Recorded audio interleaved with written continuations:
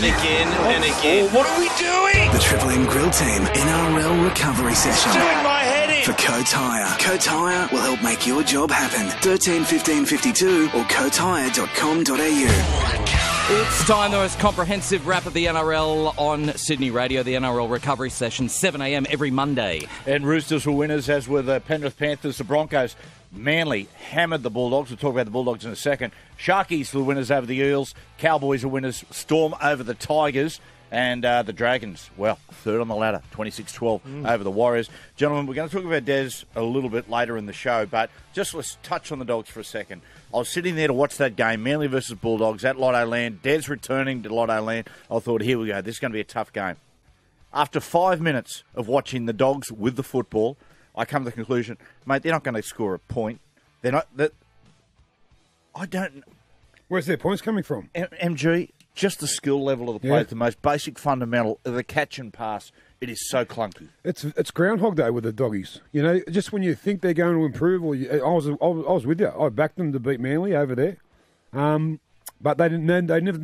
After two sets, you knew they were going to lose because it was the same thing, different day. Yeah, right. Our side that did improve yesterday with the Tigers, not good enough to win, but just 14-0 at half. Just before half time, it was 14-0. They got back to 14-6, an important try, but. A better display, but boy, oh boy, they're loose through the middle. Energy and enthusiasm was incredible, and the crowd and Leichhardt, the whole thing was built up so beautifully for them. But I think that try just on half-time, the Storm just go through their processes, and they went, you know what, we've got them now, don't you? You saw the Tigers fans go, oh. What about the value of Cameron Smith yesterday? You know, and you see it at Origins so much, you know, the side's under pressure, they need something, he just pops out, hits a 40-20, they score that set of six, and it totally just took the wind out of the Tigers. And he hadn't been playing particularly well before that. Like, he'd actually made a couple of mistakes, and he never makes mistakes. He thought, is Smith going to have an off day? The Tigers going to win with their new coach, and, of course, he turns it around. Put it this way, any other team would have been beaten by the Tigers yesterday, I reckon.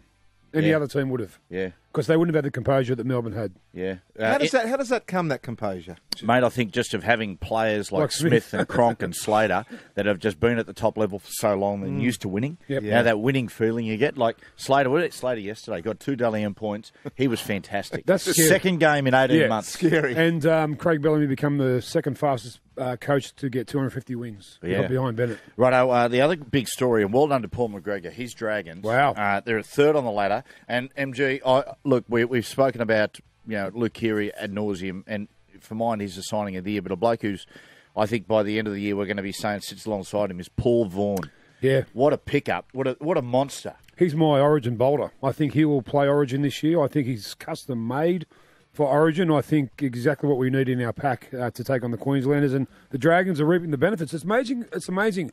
Back in the late 80s, we got a bloke called Peter Kelly to our club. Yep. And all of a sudden, one player, with Chris Mortimer, but more so in the forward pack, Peter Kelly come along and he taught us young blokes how to win tough. Yeah. And I think Paul Vaughan's leading the way for the Dragons in that similar vein. What about Kieran Foran yesterday? It was the big story of the weekend. Weird. Kieran Foran making a comeback, and I'm sitting there going, right, I'm about to sit down, and they said, well, there's been a sensation here. Kieran Foran has felt a twinge in the upper part of his hamstring and won't play. Unbelievable. I don't know, it just didn't look like he felt like he wanted to play, or he looked like he was like. It's obviously it's just us having looking at the telly, going, he just doesn't look like he's ready to rock and roll here. And then you hear the news come through, and he has had a lot of hamstring problems. But man, I think it took the wind. Geez, it took the wind out of the Warriors, didn't it? Obviously. How can we just put a line through the Warriors? I mean, I know it's hard when you look at their spine, and you look at their team, but at the end of the day, like Kearney's had a lot of cracks at being a head coach as well. Maybe he's just the best assistant in the world. Do you know what though? It's hard to blame Steve Kearney when you think about it. Just about every coach has had a crack at the Warriors, isn't it? Like you just go, there is a problem there, because I'm looking at Roger and Isaac Luke, who back before they left the Warriors were two of the most influential players in the competition for South and the Roosters respectively. Yeah. They're a shadow of what they've been. No, it's their forward pack. Their forward pack isn't giving them any punch. Pedestrian. So obviously Luke's hindered. Sean Johnson's not doing anything. Why is Luke doesn't run from dummy half anymore. Yeah. He just picks up and passes. He used to be the comp's best. Yeah. Guys, give us your best teams, 1 through to 4. Storm, Roosters, Dragons, and Panthers for me. I think it's pretty hard not to just have a look at the table. And the Roosters, Storm, Dragons and Cowboys, and Penrith and then Manly. Penrith and Manly kind of in the same boat for me. They're two teams who I think just 4 teams, mate. Yeah, I think Melbourne are the best at the moment. Then Roosters right up there, clacker. Then the Dragons, who have been the surprise packet of the season. Yeah, they've been superb.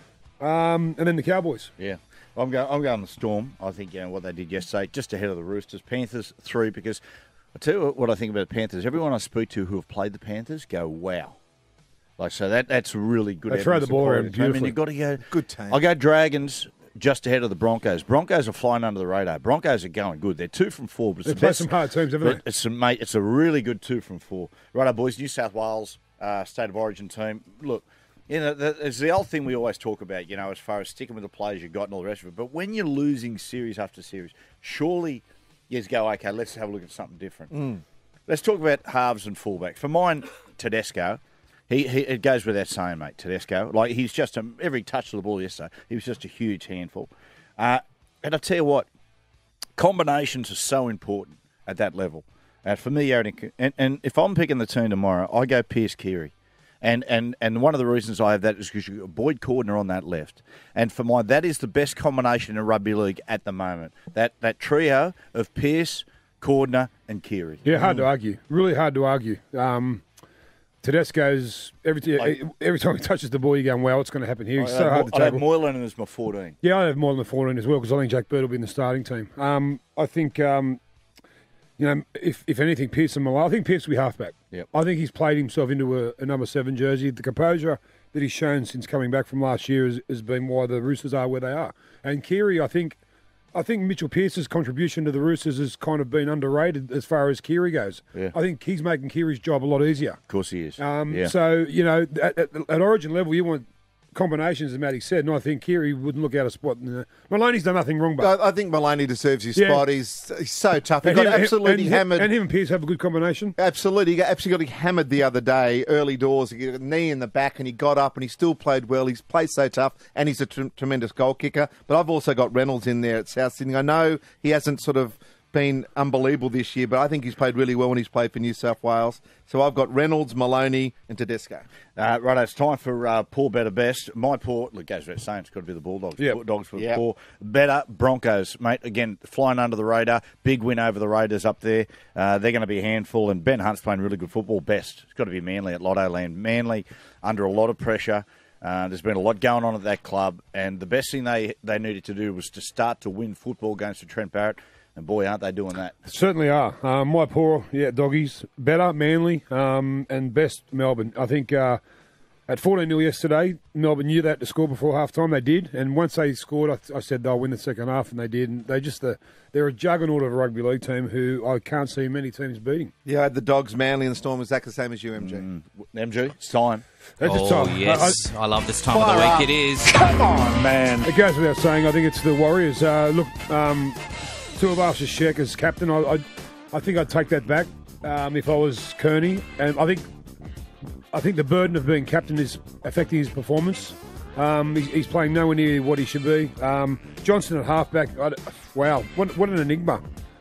So good on his good days, but so bad on his bad. Come on, man. And Isaac Luke, once the best dummy half runner in the whole competition, is a mere shell of his old self. And something needs to be done because the Warriors have the whole country to pick from. Yeah, I know. They're not picking, and Australia too. They've got plenty of Aussies in the team. They don't really need to pick us anything from Australia. They've got the whole country over there of monsters. Yeah, I know. But they're not picking the right players. Isn't it funny? The Warriors that were renowned for their size and power yesterday were actually Dominated. demolished through the middle by a Dragon side who... So is it Kearney? I don't know. Gussie touched on it before. Mate, who you blame? Andy McFadden, Blue McLennan. That's right. It just goes on and on and on. The trail of destruction. So the Warriors, they're the best to getting coaches sacked. Come on, man. Yeah, Ivan Cleary, the only one that's ever really sort of grabbed them, maybe low a bit at the start. It's incredible. If you take the Cleary years away out of the Warriors, they almost go through a coach a year. Wow. Yeah. There you go. That is Come On Man. Come on, man. Here on the NRL Recovery Session. Come on, man!